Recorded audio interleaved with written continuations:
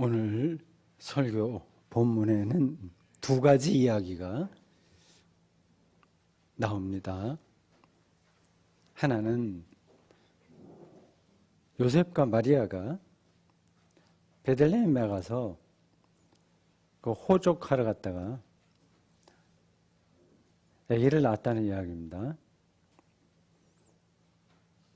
두 번째 이야기는 목자들에게 그 예수님 탄생 그 소식이 가장 먼저 들렸다는 이야기입니다. 잘 알려진 그 사파처럼 아름다운 이야기입니다. 주일학교 어린이 활동을 한 분들은 아마 옛날에 이런 주제로 그 연극이나 뭐 칸타타나 어린이용 뭐 그런 거 찬송 많이 했을 겁니다. 우리의 머릿속에 그 고향처럼 남아있는 이야기입니다.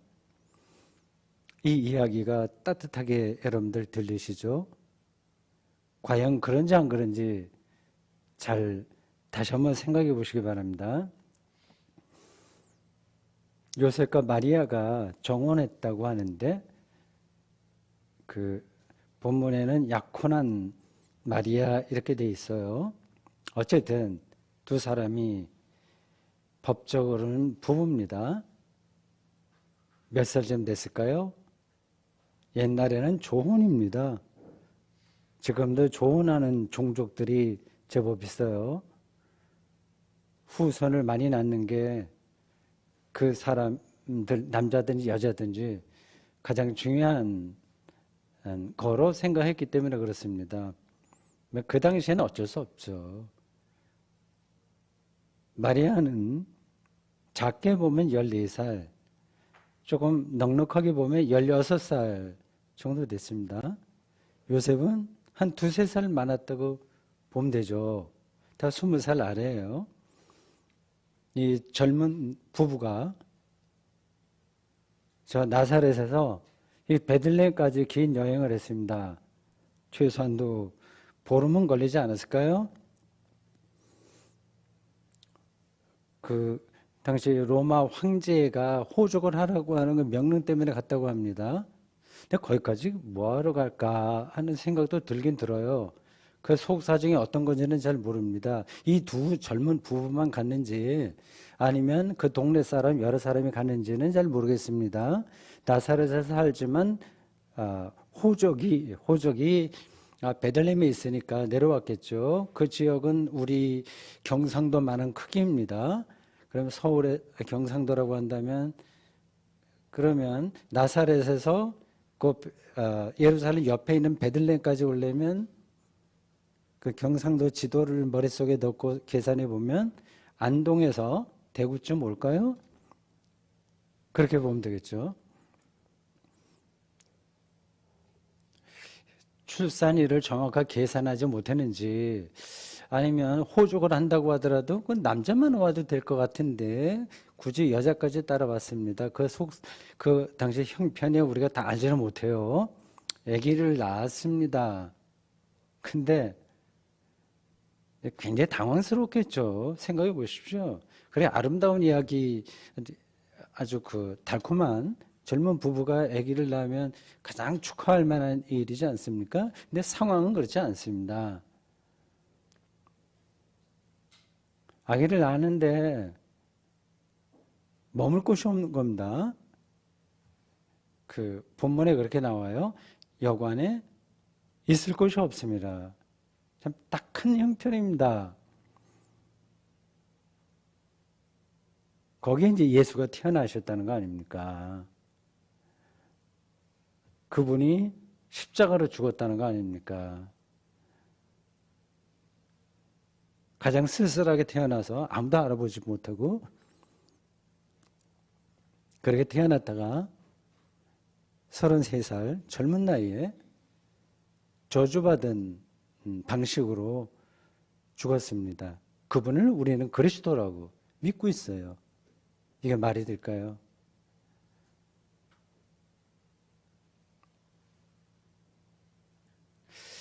그 예수님 탄생 이야기를 가장 먼저 알았던 사람들이 목자라고 합니다. 그 목자들도 사실은 사회 하층에 속합니다. 중산층도 못 되죠. 양떼를 지키고 있었는데 어디 이상한 현상을 본 거예요. 구절에 보니까 이렇게 나옵니다. 주의 영광이 그들을 두루 비추며 크게 무서워하는지라. 표현은 아름다운데 실감은 안 나죠. 주의 영광이 그들을 비췄다 뭡니까? 그냥 그림으로 보면은 뭐 밤중에 이렇게 조명이 비치는 것 같은 느낌이 들죠. 뭐 그건 아니겠죠. 그림으로는 그렇게 표현하지만 영광이 그들에게 임했다고 하는 거를 빛이라는 메타포로 말을 할 수 있긴 있지만 빛 자체는 아닙니다. 또 어떤 그런 경험을 한 거예요. 그러니까 말로 표현할 수 없는 특별한 경험이에요. 그걸 제가 설교 후반부에 조금 더 설명하겠습니다. 그러니까 무서운 거죠. 아주 낯선 거를 경험해보면 무서운 겁니다. 여러분들이 일상에서 경험하는 것들은 너무 익숙해서 이렇게 길들어서 무섭지가 않은 거예요. 근데 잘 보면 모든 만사와 일상이 낯선 겁니다. 무서워하는 게 당연합니다. 살아있다고 하는 사실 자체를 무서워할 줄 알아야 됩니다. 그 이 시간에, 이 공간 안에 우리가 이렇게 존재한다는 것 자체가 이게 왜 이렇게 되는지를 우리가 다 알지 못하지 않습니까? 그 안에 우리가 이렇게 던져져서 살고 있습니다. 무서운 거예요. 그래서 조금 있으면 우리가 또 다 사라지니까.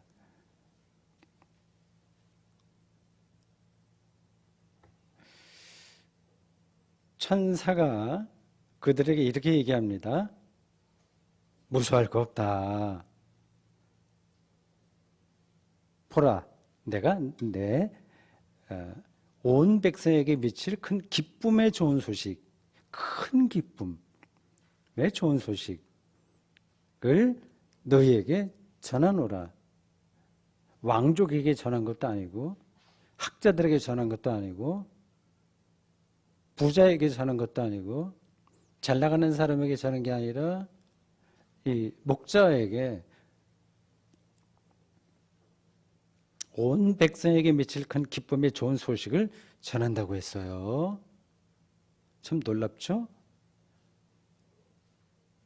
우리가 그런 소식을 들을 만한 귀가 있는지, 그런 은총이 우리에게 임했는지, 일상이 그런 기쁨으로 가득 차 있는지를 진지하게 생각해야 됩니다. 그렇지 않으면 다 흘러가 버리고 말아요. 우리 인생이 말입니다.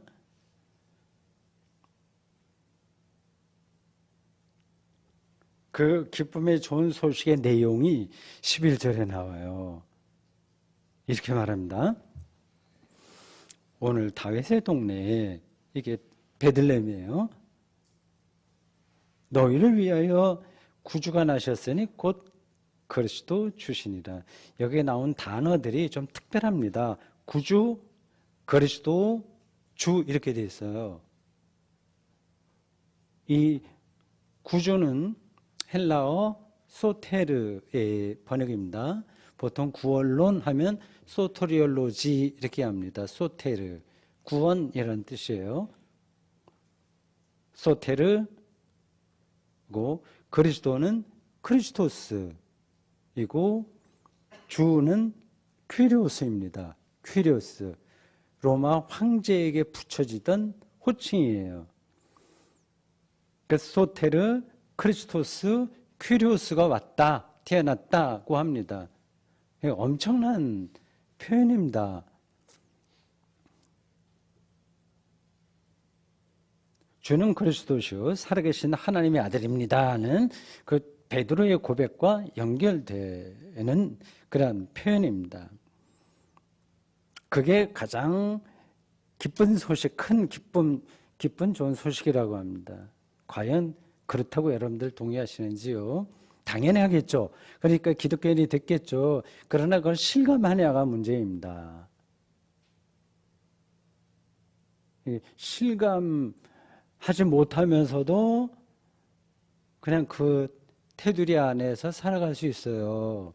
그래도 다행이죠. 예? 교회 공동체 안에 이렇게 연결되어 있다는 것 자체만으로도 다행이긴 하지만 그 안에 진짜 맛을 알고 실감하고 살아가는 거하고 그렇지 않은 거하고는 흉내내는 거하고는 천지차이입니다.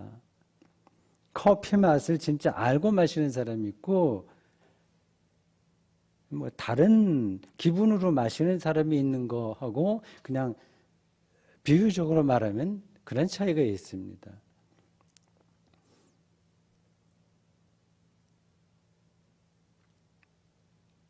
왜 예수 그리스도 그러니까 소테르 크리스토스 큐리우스인 그분이 출생이 바로 예수 그리스도를 얘기하죠. 우리가 보다 알고 있는 대로 그의 오심이 가장 큰 기쁜 소식이냐, 온 인류에게 미치는 소식이냐, 그런 질문이 가능합니다.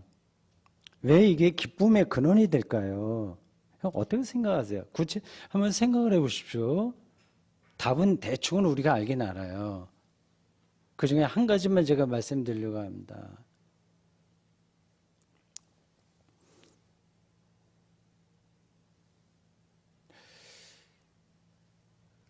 우리가 십자가 죽음과 같은 운명에 떨어진다고 하더라도 하나님이 함께 하신다는 그 사실을 예수 그리스도로 인해서 알게 되었고 믿게 되었습니다. 그러니까 기쁜 거예요. 그러니까 두려워하지 않는 겁니다. 우리가 걱정하고 염려하고 뭐 이렇게 저렇게 복잡하게 되는 것들이 내가 십자가의 죽음과 같은 운명에 떨어지면 어떻게 되지? 그런 거 아니겠습니까? 예수를 믿는다고 해서 인생이 이렇게 막 어그러지고 힘들어지지 않을 이유는 없어요. 문제는 그 예수 믿는 사람만 쏙 빼서 잘 살고 잘 먹게 하는 게 아닙니다. 우리에게도 똑같은 운명이 가능합니다. 중요한 건 거기에도 임마누엘 사건이 벌어진다는 얘기입니다. 예수 그리스도와 결탁해 있는 사람에게는 말이죠. 그게 보장됐다면 뭐 문제겠어요? 인생살이에서도 그렇지만 결국은 다 죽잖아요. 그 순간에 우리가 죽음이 너무 끊어지는 순간에 예수님 탄생하신 날에 죽는 얘기해서 미안합니다만 다 연결되는 거예요. 그 죽음의 순간에 임마누엘을 경험할 수 있다면 우리가 뭐를 걱정하고 두려워하고 애타하고 그렇게 살겠습니까? 더 좋은 소식이 어디 있겠어요? 여러분들이 그러니까 어디에 가서도 당당하게 말할 수 있습니다. 그 사실을 안다면 말이죠. 그러니까 다른 것에 대해서 더 이상 좌고우면하지 않고 그 임마누엘 경험에 집중하면서 인생을 살아갈 수 있습니다. 그리고 살아가야 됩니다.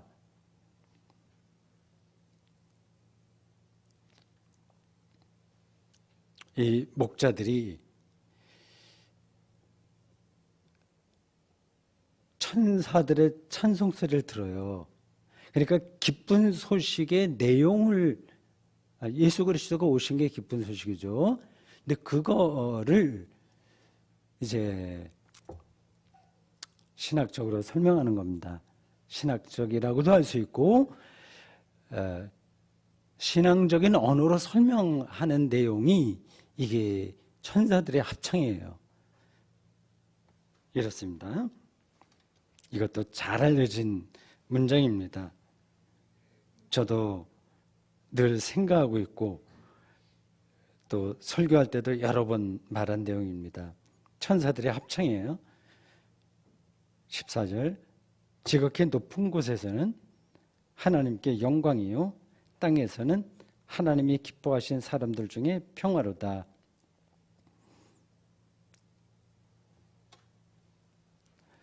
높은 곳의 영광이라고 했습니다. 앞에서 제가 목자들이 그 하늘로부터 내리비치는 주의 영광을 경험했다고 했지 않습니까? 그 영광 같은 얘기예요. 하늘에는 영광이라고 하는 게 예수님의 오심 사건의 두 가지 핵심 중에서 하나입니다. 영광이 뭘까요? 어떤 때 여러분들은 하나님께 영광이지 바로 이게 그런 경험이 드십니까?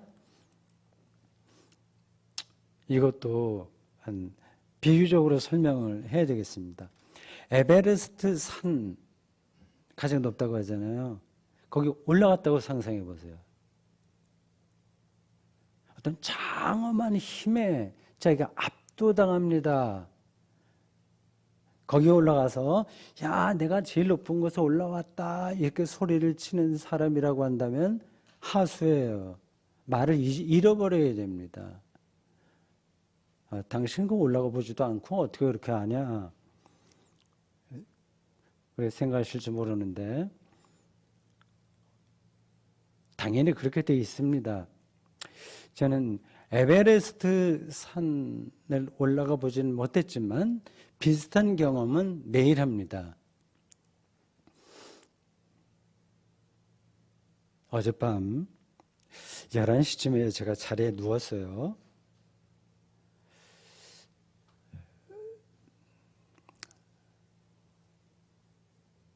약간 머릿속으로 내일 설교할 때는 이제 원고를 다 작성하지 않고 오늘 설교할 때는 보통 때하고 달리 그냥 이제 요약만 하고 자유롭게 설교를 하는데 다시 한번 머리로 정리를 했습니다. 어떤 얘기를 뭐 해야 된다 이렇게 줄거리를 갖고 이제 자기 전에 그렇게 생각을 했습니다. 그걸 뭐라고 그러죠? 그 운동 선수들도 그렇게 한다고 하는데 이미지 트레이닝이라고 하던가요? 근데 갑자기 그 불을 이제 탁 껐습니다. 근데 창문으로 그 빛이 누워있는 침대까지, 침대 옆에, 창문 옆 바로 밑에 침대가 있는 게 아니라 저 안쪽으로 들어있거든요. 창문은 저기 떨어져 있습니다. 거기서 빛이 가득 이렇게 들어와서 제 침대와 제가 누워있는 데까지 다 덮었습니다. 달빛이죠. 보름달에서 조금 줄어드는 달 모습이었습니다. 조금씩 늦게 뜨잖아요. 보름서부터. 그래서 어떤 때는 새벽에 아주 작은 그 하얀 달 같은 게 뜰 때도 있습니다. 동창이 난 침실에서 자는 그 뭐 특권입니다. 해는 이렇게 같이 동쪽에서 뜨는데 뜰 계절마다 자리를 바꿔요. 쭉 점점. 지금은 상당히 남쪽으로 이렇게 기울어져 있기 때문에 창문에서 잘 안 보입니다. 근데 달은 늘 똑같은 장소에서 뜹니다. 그러니까 제 창문 바로 가운데에 이렇게 뜨죠.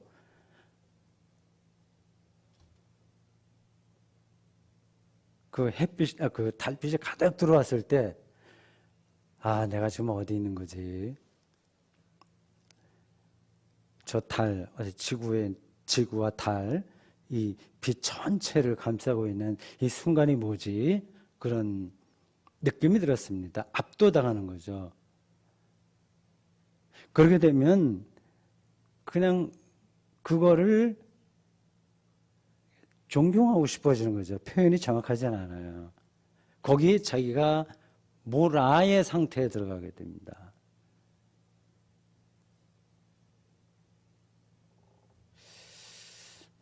혹시 여러분들 앞으로 시골에 가서 집 짓고 계획이 있으신 분들은 침실은 꼭 동창이 나게 지십시오.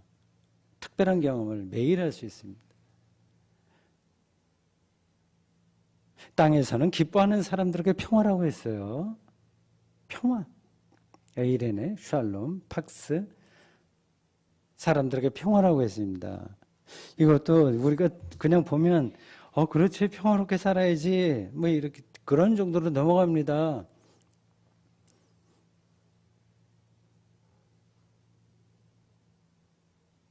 예수 그리스도가 오셨기에 사람들에게 진정한 평화가 가능해졌다고 하는 겁니다. 그게 구원이죠.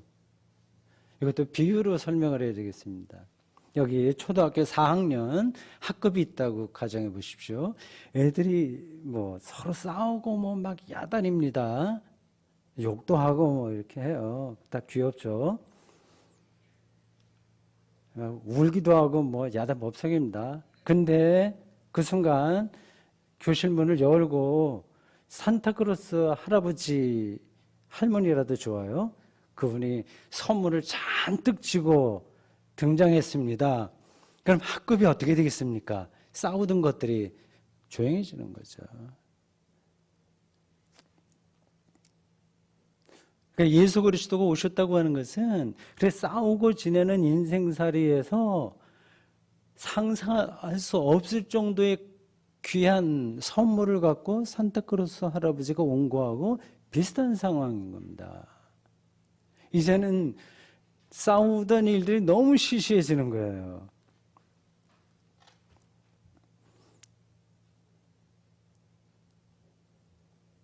이런 이야기가 좀 실감이 안 날 수도 있습니다. 어떤 분들에게는 여러분 2000년 동안 제자들로부터 시작해서 그 사도들과 교부들 그리고 2000년 영성가들 신학자들 그 수많은 사람들을 통해서 지금 말씀드린 이 중심 메시지가 기독교의 본질을 이루고 여기까지 왔습니다.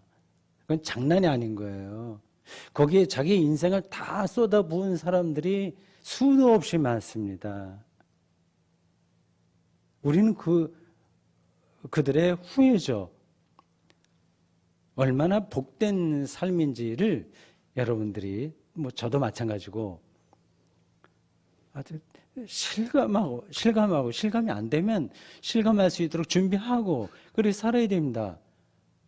그렇지 않다면 뭐하러 신앙생활 하겠어요? 실감되냐 안 되냐가 핵심인데 아는 건 대충 알잖아요. 이건 뭐 억지로 실감하라고 해서 되지는 않습니다. 이것도 비유적으로 말씀드려야 되겠습니다. 걷기하고 비슷한 거예요. 어떤 사람은 혼자서 이렇게 어디든지 뭐 산속이라도 좋고 뭐 둘레길이라도 좋고 번화가라도 좋고 이렇게 자기 집중하면서 어떤 생각에 깊이 빠지면서 자기 그 중력을 느끼고 거기서 적당하게 발걸음을 내딛고 주변에 들려오는 소리를 듣기도 하고 아니면 시골이라면 다른 소리를 들으면서 그 걷는다는 사실에 아주 컨센트레이션, 아주 집중하면서 그걸 경험하는 사람이 있고요. 그걸 못하는 사람이 있습니다. 그럼 무슨 재미로 저거 하지? 뭐 건강을 위해서 하나? 뭐 이런 정도로 생각합니다. 그럼 억지로 납득시킬 수는 없는 거예요.